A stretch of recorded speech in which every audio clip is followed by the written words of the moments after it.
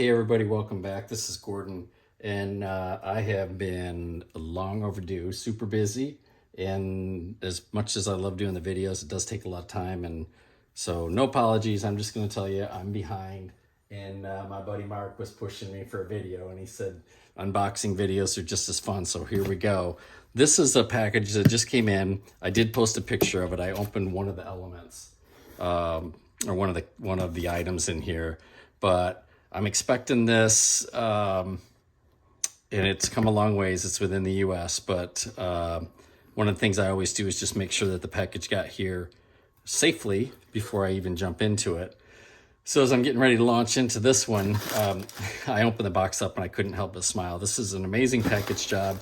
As you can tell, it's way overkill, which is fine. But the funny part is each broken tote, each broken rosewood piece is wrapped in plastic, put in tiny bubbles, which are wrapped in big bubbles. So very methodical. Somebody is super systematic here, and I applaud that. So kudos to the awesome packing job. I have to remember this so that as I send it back, I do at least as good or better of a job, because somebody has some extremely high level of expectations and quality. So I love the attention to detail, and I'm just trying to fill in time while I unwrap this. So we definitely have rosewood. This is the top half of a tote. I'll talk a little bit about that one when we get there. There is another rosewood tote, and this guy looks very nice, super solid, missing a horn, not uncommon. I went ahead and cut the through the first two layers to save us a little bit of time here and keep this one short. But I have not opened these beyond this point, so don't criticize me on my box cutter. I know this is the wrong tool. Sorry. And a beautiful grain. Let me get up here where we can see that. Beautiful grain. Brazilian rosewood. Check. Missing a chunk. And we're going to set him down. Super fixable.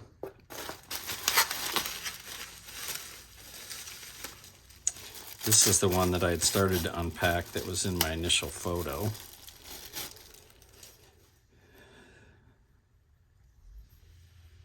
That's covered in something. I'm not going to say paint, but super fixable. That will be a fun one. So he goes together. This one, big bubbles off, little bubbles off, plastic layer.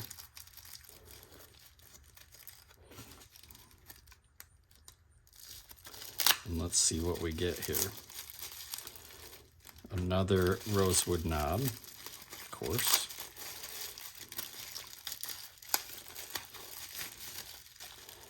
Okay, so let's get up close. It's all there, but we've got some issues to deal with. And that definitely is paint on this one, of course. It's got to have some paint. This has got to split all the way up the side, all the way to the counter bore. Might be a candidate for a break him open. I don't know. We'll take a look at that one a little closer. Don't want to freak anybody out yet and say we're breaking things in half.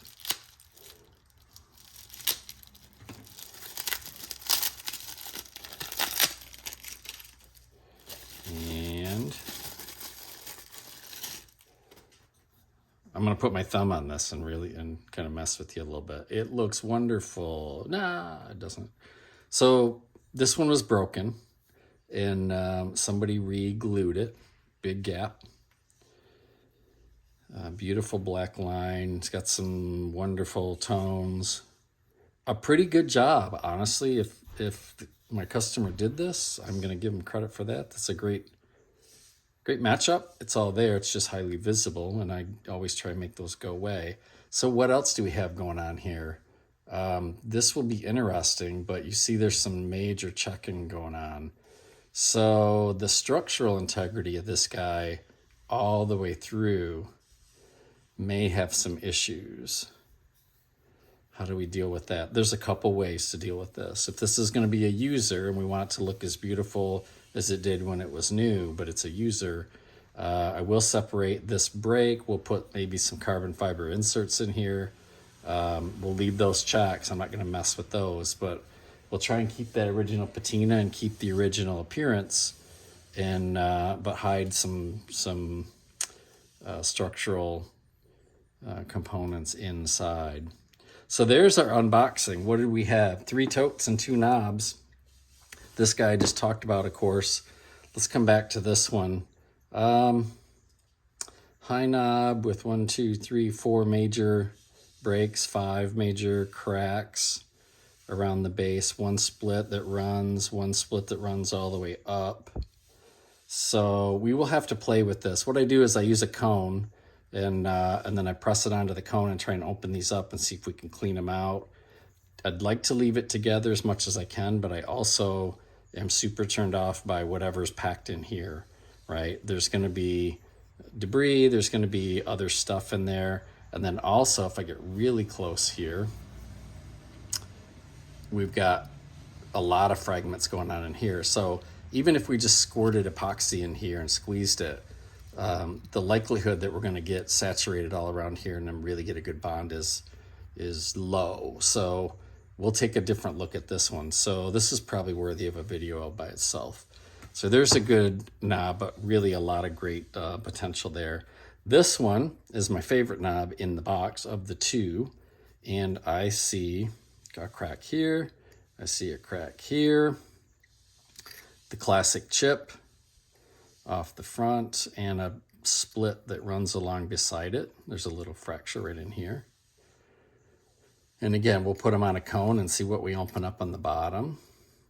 Beautiful grain, very tight. Everything looks wonderful. I'd love to leave this guy as much as it is and see if we can grain match this on the face. So you may or may not have seen me talk about this in earlier videos, but I have a theory about this wedge right here. And what that is that's someone lining up, let me grab a plain body here. That's somebody, here's an 8. Okay, just a quick comment on this. If you line up the grain, right, so that it runs along with your plane, and then we put forward force on it, you've got a lot of grain structure here to support that. And what I think happens is people turn, if I can get this way, people turn it this way, and what you have is a little thumbnail right there. The grain, as you can see in the face of this knob, maybe if I turn the lighting here a little bit, in the face of this knob, you can see that the grain now is running perpendicular to the plane. And my theory on this is that when you push forward, right, if I tip this forward, you see what's happening. It's just like it's leverage, basically. It's just like a chip or a thumbnail that pops right off the front. So what I try to do is I always clock my knobs to make sure that my thumbnails are on the sides. I don't know if that's a big deal. Contradict me or shoot me down if you think so, but I see these way too many, and it's always that thumbnail break. So there you go. Okay, back to this guy. Classic finish. We've got a split in the toe. I've done toe repairs where we just take this whole toe right out, put a new one back in, keep the width right. We'll probably do that. We'll have to take under magnification. We'll take a closer look at what's going on right here. This might be the beginning of the foot breaking off, but I see a crack all the way around in the finish. Other than that, this looks really solid. It feels really good. I love the density of the rosewood. Oh, look at that. Okay, so that explains this crack here. We have, let me get this up where you can see it. we have something that I've not seen before. So I'm going to call it this way. Force was hit here, either by hand, and it looks like we're going to fracture this whole toe right off the front. So maybe we'll just do that in our repair and put it back together, because this is going to have a lot of contaminants. You can see I can get my knife right under there. So this is going to have some crap going on in there. Bummer. Okay. That's an interesting break for me. So that's a lot of force on this toe, and surprised it didn't just break the body right here. We will definitely work with that one. A lot to play with there. And then back to our, should we call this the leopard tote? He's been toolboxed his entire life, it would appear. I don't know, but love this. Chip out of the top, we'll replace that. Take all the finish off. It's going to look like a new tote once the finish comes off anyway. And then we'll also inspect it real close for additional fractures. So there's our unboxing for today. 1, 2, 3, 4, 5 new pieces on the bench. And I hope to start on these today. I got a couple things yet to finish up. And I'm also looking forward to the long weekend. So I think we'll get a little bit of shop time, and that will help me as well. Thanks for watching. Again, I apologize for being absent. You can't tell by this video, but I have a new shop set up. We've got some new equipment on the wall, and I'm looking forward to new videos. And I'm going to start showing my face instead of you just having these talking hands in close-ups. I want to kind of make it a little more personable. I'm going to share a little bit about myself so you guys can get some history on who you're listening to. And then hopefully it'll make it a little more interesting, and then we can get on a regular schedule. But thanks again. Give it a like, give it a subscribe. Look for a video, especially on this guy, as we take a repair venture onto some knobs.